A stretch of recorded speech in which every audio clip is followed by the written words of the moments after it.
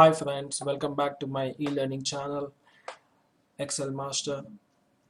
Today I would like to share how to create a drop-down list, how to take the unique records from a big list, and how to calculate the total earnings using SUMIF formula. So let's not waste time, let's start up. So before we start on, if you haven't subscribed to my channel, please subscribe to Excel Master and to get more updates and more videos on Excel. So see, if you have a basic table here which shows a months and earnings, there are many months. You can see there the months are repetitive and the values are different. If you see here, there is a Jan 1.10 and you see here Jan, these of some different value. So first what we go ahead and do is we'll take the unique records of all these months.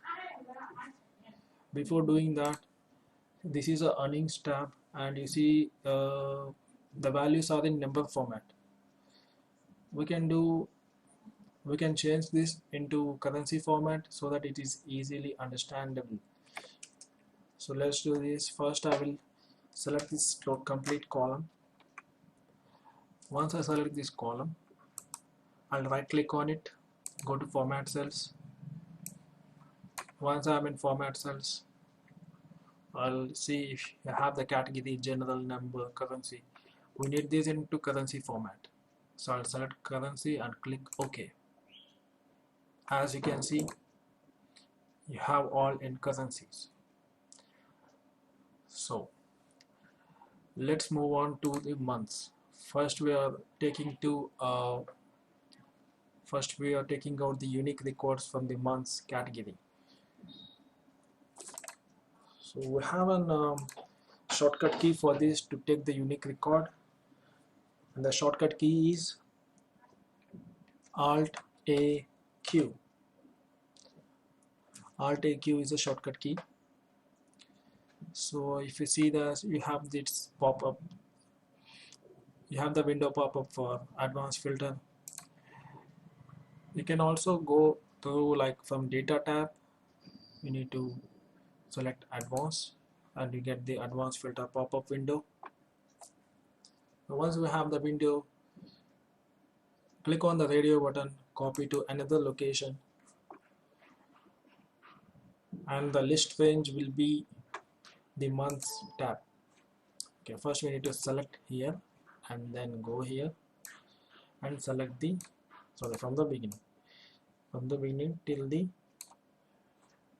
end. We have the list range selected here and we need to, so let's say I want to copy it here. I'll click on this and we'll take the cell reference, and I need to check this box for unique records. Please do not forget to check this box. If you don't check this box, the same data will be copied and dumped here.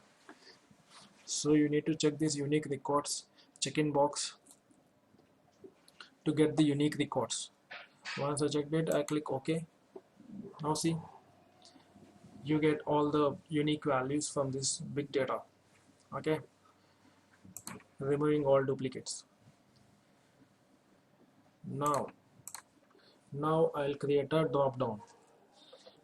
How do we do that? Let's first I'll copy this header tab here. Now I want the drop down menu here, like drop down button here, where I can select every month, whatever month I need, I can select from the drop down button. So for doing that, we have a shortcut as well. The shortcut for create a drop down button is Alt DL. So Alt DL opens up a data validation pop-up window from where you can select from any value to list, and then you can select the source. The source will be this.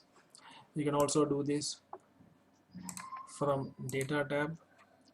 You have the data validation, just double click on it, you'll get this. So once you have this, From any value you need to select the list, and then in source the unique records which you have took, that you will need to select. So once you selected this, click OK. Now you see the drop down button comes up for the selected cell. Now click on that cell and you have all the months. Now what I need is the total earnings. Here I have the earnings for the repetitive months, and the earnings are different. So I want the total earnings for one particular month, for each and every particular month. So first of all, I'll place its header here. I'll change this to total earnings.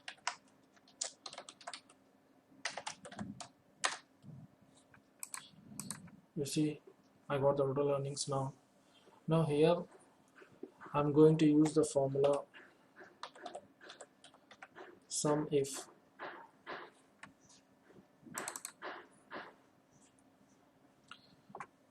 With the help of SUMIF, we can get the total earnings for one particular month. See, as you can see, SUMIF is asking the range, criteria, and sum range. The range will be the complete table. I selected the complete table, and here you need to click F4. So F4 helps us to lock the table, so that whenever you choose, it chooses only from the table. It will not go outside beyond from the table. It will be inside the table. It chooses whatever the data is available in this table itself. And then it's asking about criteria. The criteria will be the month you are looking for. So I'm looking for March. I'll select March and then I click F4, because here also the same thing applies. If you lock this formula, it will look only in this cell. Whatever month you choose in this cell, it will display the earnings of that month in the next cell. So once I selected this, now it's asking me about sum range. The sum range will be the values, will be the earnings. I selected all that and I hit F4 so that it logs the data. It doesn't go out of this column, it will be in this column itself. I'll close a bracket and then hit enter. Now you see I have the March 6.08. Just to cross check this, we can do we can cross check, like let's see where whatever we formula the applied is right or not. So you can cross check this by adding those values in March month. Let's say I see March value, March has a value here, and you see here there is another March plus sign, and then no March, only two. Okay, we have only two.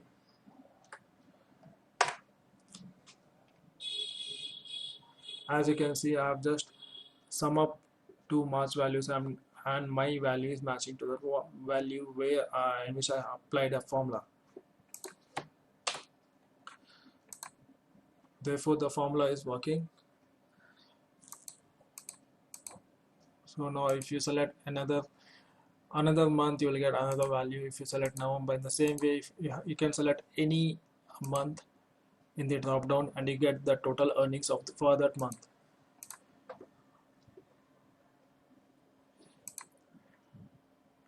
This is a better kind of representing the total earnings. So in this you will get all the months values, and let's say if you want to represent this into as you can see, this is in number format. If you want to represent this into currency format, just right click on this, go to format cells. Like I said prior, you can go to format and then click currency, click on OK, and get the dollar sign there.